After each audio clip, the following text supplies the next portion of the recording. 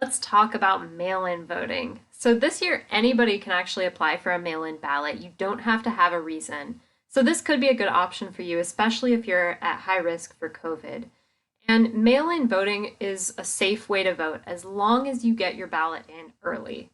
So the deadline to apply for a mail-in ballot is October 27th, but you should apply for it as soon as you can just to make sure that it gets there on time.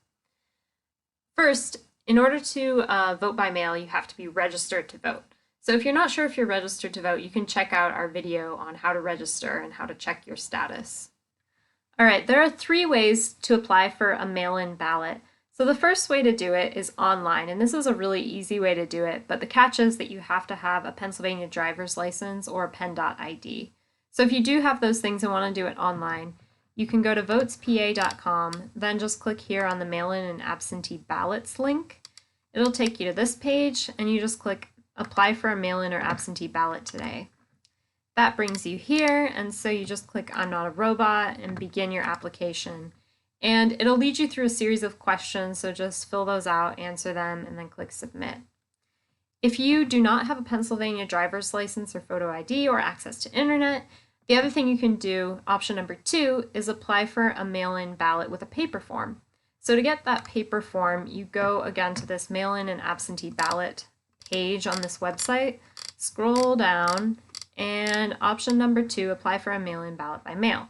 So here you'll click the mail-in ballot application, and you'll be able to print this form off, fill it in, and then mail it into your county election office. So you can get the address for your county election office online. If you go again to votespa.com, click find your county election office, and then enter your county, it'll spit back the address, so you'll mail it into this location. If you do not have a printer, you can get this, this print form by contacting your county election office. So you'll just give them a call, and then they'll be able to mail you this form, and you can print it out and mail it back to them.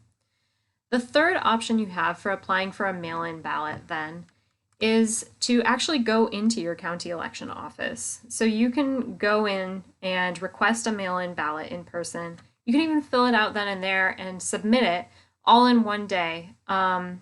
And if you live in Philadelphia, a great option is there are actually a bunch of different satellite election offices that you can go to and do the same thing. Request a mail-in ballot, fill it out right then and there, and then submit it. So this is a good map of those locations. The ones that have the large green checks are the ones that are already open. And the other ones I think should be opening up again. So you can go to this website and click around on those to find the addresses of the one that's nearest to you. So once you submit your request for a mail-in ballot, you should get a confirmation that it was processed and that you're good to go. If you don't receive that, or if you're just wondering what the status is on your mail-in ballot, you can go again to votespa.com, and then you're going to go to that mail-in and absentee ballot link again, scroll way down on this page, and eventually you'll get to this place where it says track the status of your mail-in or absentee ballot.